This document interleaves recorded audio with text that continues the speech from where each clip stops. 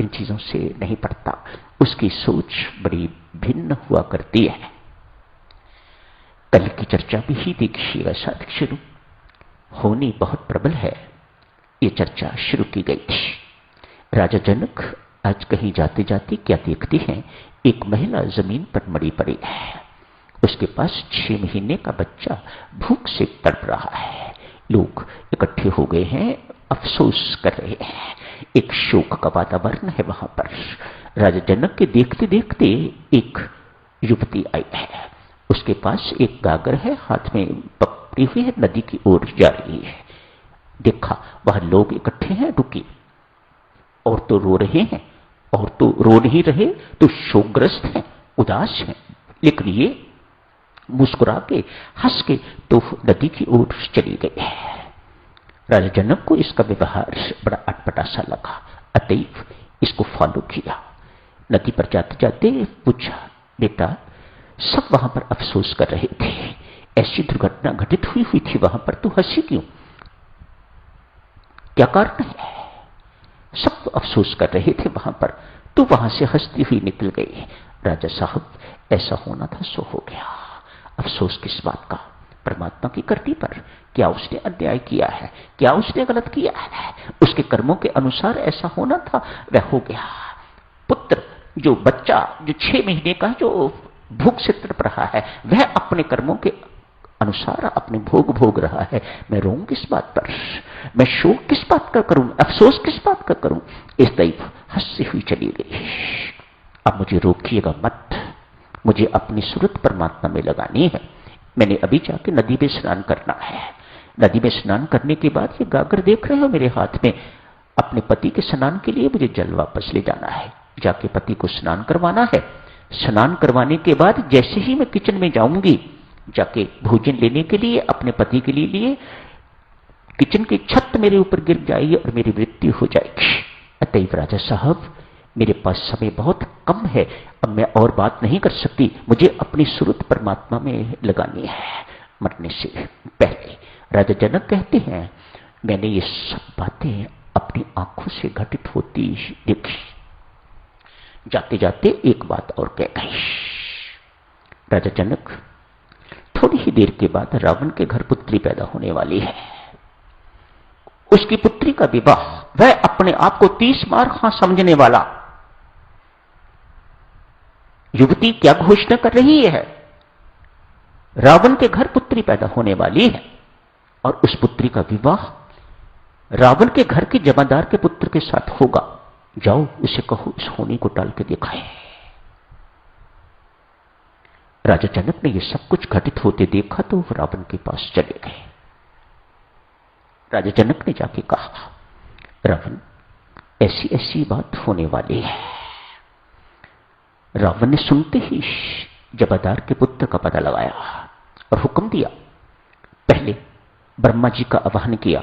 ब्रह्मा जी का आवाहन करने के बाद उनसे पूछा, क्या ये सब कुछ जो कुछ मैंने सुना है ये सत्य है, क्या तूने लिखा हुआ है? हां मैंने लिखा हुआ है, तेरे कर्मों के अनुसार, उस लड़की के कर्मों के अनुसार और परमात्मा की इच्छा के अनुसार लिखा हुआ है, अतएव मैं इसे बदल नहीं सकता। मैं बदल के दिखाऊंगा, रावण कहता है, मैं इसे बदल के दिखाऊंगा। ठीक है तेरी मर्जी, पर जो कुछ मैंने लिखना था लिख दिया, मैं उसको बदल नहीं सकता। क्यों? मैंने परमात्मा की इच्छा के अनुसार लिखा है और उसकी परमिच्छा सर्वोपरि है, उसकी परमिच्छा को स्वाय उसके और कोई बदल नहीं सकता, कम से कम मैं नहीं बदल सकता। तू ऐसा क्लेम करता है कि मैं बदल के दिखाऊंगा, दिखा बदल के। पुष्टि हो गई। उस सफाई कर्मचारी, शब्द चंडाल लिखा हुआ है ऐसा लक्षणों, मैं सफाई कर्मचारी कह रहा हूं, जमादार के पुत्र को उसी वक्त हुक्म दिया, इसके टुकड़े टुकड़े करके तो इसको कहीं नदी में दूर फेंक दिया जाए। कोलाहल मच गया। प्रजा ने कहा, एक निरपराधी को क्यों मारा जा रहा है? For what? क्या अपराध किया है इसने? तो रावण रुका, कहा ठीक है, दोनों पांवों की 4-4 उंगलियां इसकी काट के इसे निर्जन जंगल में फेंक दिया जाए। ठीक है, ऐसा हो गया। परमेश्वर की ऐसी करनी देखिएगा। एक साधु महात्मा उधर से निकले हैं, उस बिलखते बच्चे को उठा लिया है, मानो खून निकल रहा होगा, दोनों पांवों से 4-4 उंगलियां दोनों पांवों की कट दिए हैं, उसे निर्जन जंगल में फेंक दिया है, अपने आप मर जाएगा, चल नहीं सकेगा, मर जाएगा अपने आप। इसी आशय से रावण ने वहां फेंकवा दिया। जिसको परमात्मा रखे उसे कौन मार सकता है? जिसको परमात्मा बनाना चाहे उसे कौन बिगाड़ सकता है? उसका कोई कुछ। जिसको देना चाहे परमात्मा उससे कौन छीन सकता है? कोई नहीं छीन सकता। साधु महात्मा अपने आश्रम में ले गए हैं, जाके इसका पालन पोषण शुरू हो गया है। रावण के घर पुत्री पैदा हो गई है।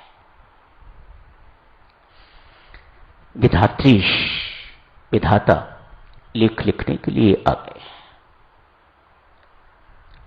रावण ने रोक, खबरदार, जो मैं कहता हूं वह लिखो। नहीं रावण, मैं ऐसा नहीं कर सकूंगी। जो विधाता का विधान है, जो परमात्मा की इच्छा है, इस बच्ची के कर्मों के अनुसार, तेरे कर्मों के अनुसार, प्रारब्ध के अनुसार, परमात्मा की परम इच्छा के अनुसार जो कलम से लिखा जाएगा वही लिखा जाएगा, उनके अनुसार, तेरे अनुसार नहीं। तो लिख, मैं बदल के दिखाऊंगा, मैं तेरी मर्जी, पर मैं वही लिखूंगी जो परमात्मा की इच्छा है। तेरी पुत्री सुशील होगी, तेरी पुत्री सुंदर होगी, तेरी पुत्री पतिव्रता होगी, शीलवान होगी, अनेक प्रकार के गुण होंगे उसमें, लेकिन उसका विवाह तेरे घर के जमादार के पुत्र के साथ होगा, ये निश्चय। सदक्षण पुत्री बड़ी हो गई, विवाह योग्य हो गई, उधर रहे भी बड़ा हो गया है। युवक बहुत सुंदर। संत महात्मा ने एक दिन उसे घूमते फिरते अपने पास बैठे हुए बिठा के देखा, बेटा तेरे मस्तक पर तो राज्य सुख लिखा है, तो यहां कैसे है?